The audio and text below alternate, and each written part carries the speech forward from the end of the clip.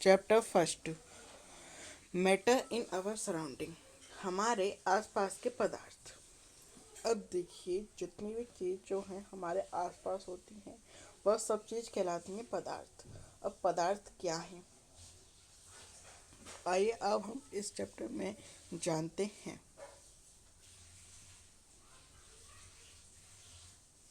आइए शुरू करते हैं। As we look at our surrounding As we look at our surroundings, we see a large variety of things with different shapes, size, and textures. Everything in this universe is made up of material, which scientists have named matter. The air we breathe, the floor, the food we eat, stones, clouds, stars, planets, and animal, even a small drop of water or a particle of sand. Everything is matter. We can also see as we look around that all the things mentioned above occupy space and have mass. In other words, they have both mass and value. Since early times, human beings have been trying to understand their surroundings. Early Indian philosophers classified matter in the form of five basic elements. The Panch Tattva: air, earth, fire, sky, and water. According to them, everything living or non-living were made up of these five basic elements. Ancient Greek philosophers had arrived at similar classification of matter. Modern day scientists have evolved two types of classification of matter. Based on there, in this chapter, we shall learn about matter based on its physical properties, chemicals, aspects of matter will be taken up in subsequent matter.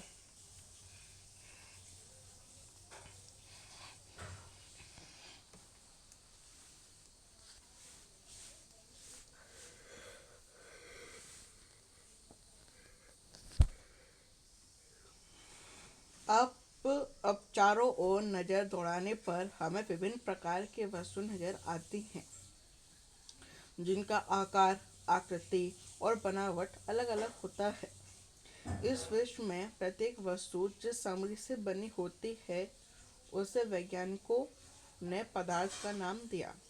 जिस हवा में हम श्वास लेते हैं, जो भोजन हम खाते हैं, पत्थर, बादल, तारे, पौधे एवं पशु, यहाँ तक कि पानी की एक बूंद या रेत का एक कण, ये सभी पदार्थ हैं। ध्यान देने योग्य बात यह भी है कि ऊपर लिखी सभी वस्तुओं का द्रव्यमान होता है और ये कुछ स्थान आयतन घेरती है। प्राचीन काल से ही मनुष्य अपने आसपास को समझने का प्रयास करता रहा। भारत के प्राचीन दार्शनिकों ने पदार्थ को पांच मूल तत्वों में वर्गीकृत किया, जिसे पंचतत्व कहा गया। ये पंचतत्व हैं वायु, पृथ्वी, अग्नि, जल और आकाश। उनके अनुसार इन्हीं पंचतत्वों से ये सभी वस्तु बनी है, चाहे वो सजीव हो या निर्जीव। उसी समय के यूनानी दार्शनिकों ने भी पदार्थ को इसी प्रकार वर्गीकृत किया। आधुनिक वैज्ञानिकों ने पदार्थ को भौतिक गुण धर्म एवं रासायनिक प्रकृति के आधार पर दो प्रकार से वर्गीकृत किया है। इस अध्याय में हम भौतिक गुणों के आधार पर पदार्थ के बारे में ज्ञान अर्जित करेंगे। पदार्थ के रासायनिक पहलुओं को आगे अध्यायों में पढ़ेंगे।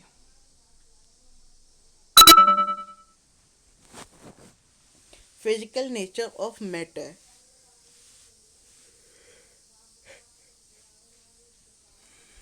Physical nature of matter.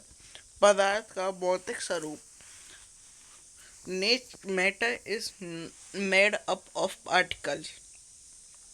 For a long time, two schools of thought prevailed regarding the nature of matter.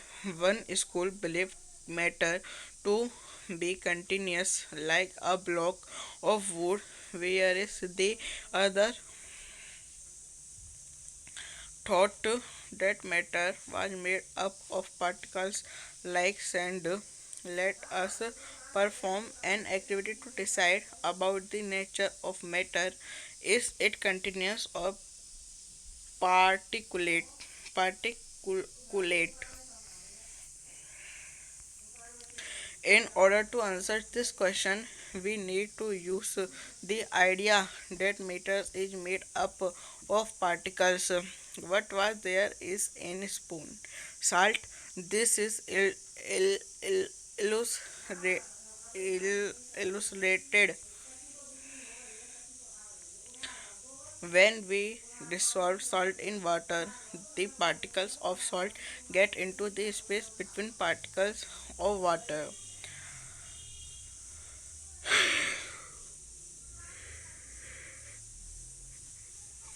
अब देखिए जैसे कि हमको बोल रहा है when we dissolve salt in water. जब हम पानी में नमक घोलेंगे, in the particles of salt get into the spaces between particles of water. Means नमक के पार्टिकल्स जो पानी के बीचों के पार्टिकल्स में बीच में जो वो स्पेस है उसमें घुस जाएगा।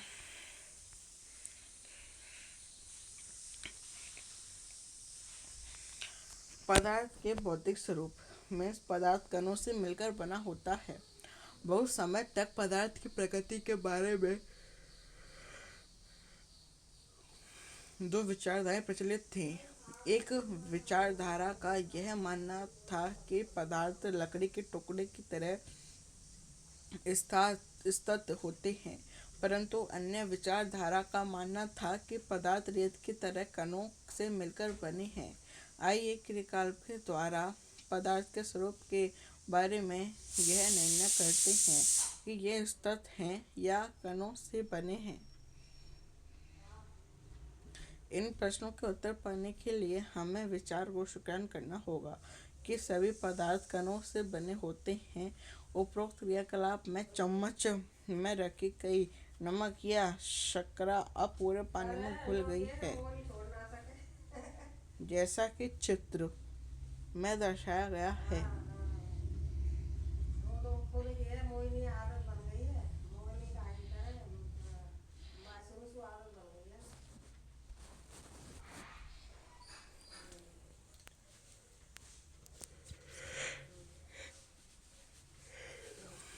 How small are this particles of matter. पदार्थ के ये कण कितने छोटे होते हैं।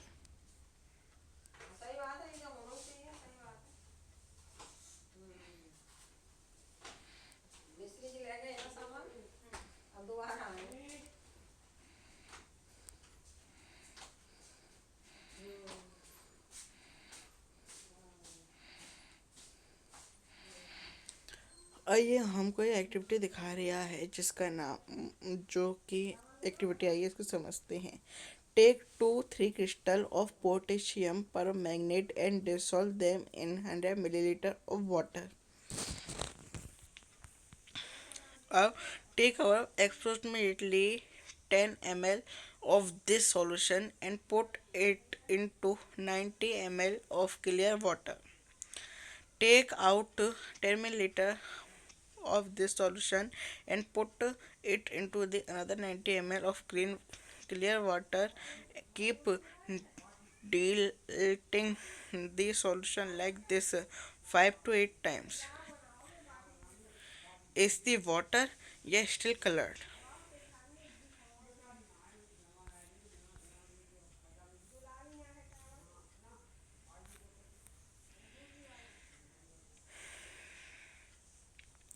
This experiment shows that just a few crystals of potassium permanganate can color a large volume of water, about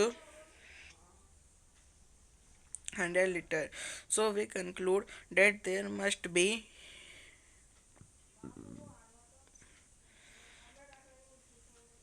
millions of tiny particles in just one crystal of potassium permanganate, which keep on dividing themselves into smaller and smaller particles.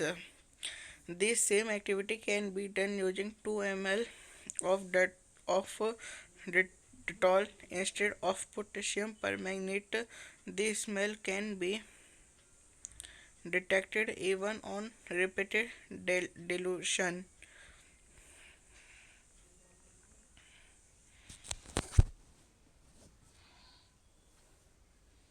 Potassium permanganate के 2 या 3 crystal को 100 millilitre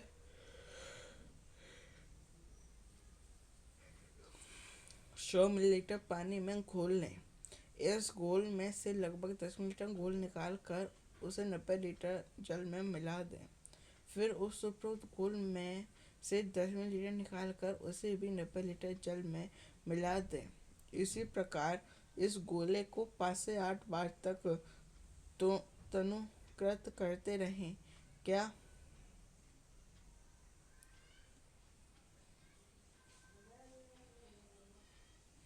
क्या जल अब भी रंगीन है? यह प्रयोग दर्शाता है कि पोटेशियम परमैंगनेट के बहुत थोड़े से क्रिस्टलों से पानी की बहुत अधिक मात्रा भी रंगीन हो जाती है। इससे हम यह निष्कर्ष निकाल सकते हैं कि पोटेशियम परमैंगनेट के केवल एक क्रिस्टल में पाई कोई सूक्ष्म कण होंगे। यह कण छोटे छोटे कणों में विभाजित होते रहते हैं। अंततः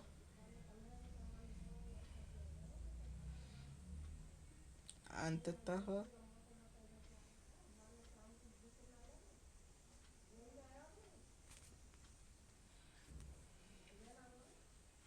एक स्थिति में ये कण और छोटे भागों में विभाजित नहीं किए जा सकते। पोटेशियम परमैंगनेट की जगह 2 ml डेटॉल से भी हम यह क्रियाकलाप कर सकते हैं। लगातार तनुकृत होने पर भी उसकी महक हमें मिलती रहती है। पदार्थ के कण बहुत छोटे हैं होते हैं, इतने छोटे कि हम कल्पना भी नहीं कर सकते हैं। 1.2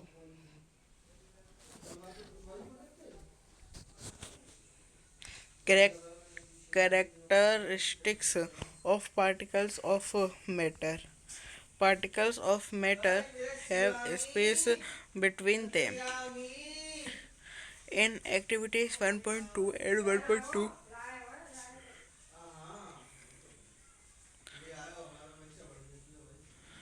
we saw that particles of sugar, salt, Dettol, or potassium permanganate got evenly distributed in water.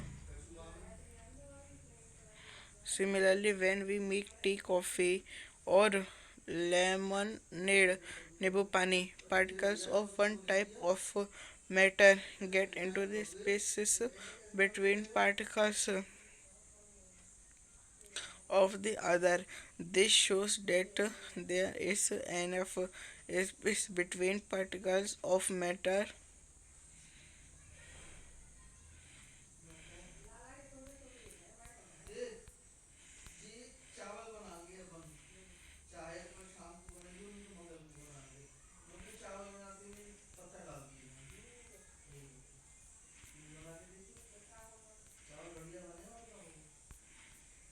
of matter.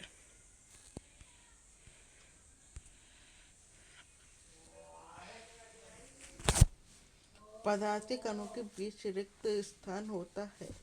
क्रियाकलाप एक एक और एक दो में नमक, शर्करा, डेटॉल या पोटेशियम परमैंगनेट के कण समान रूप में पानी में वितरित होते हो गए। इसी प्रकार जब हम चाय, कॉफी या नींबू पानी बनाते हैं तो एक पदार्थ के कण दूसरे पदार्थ के कणों में रिक्त स्थानों में समूहवेशित हो जाते हैं।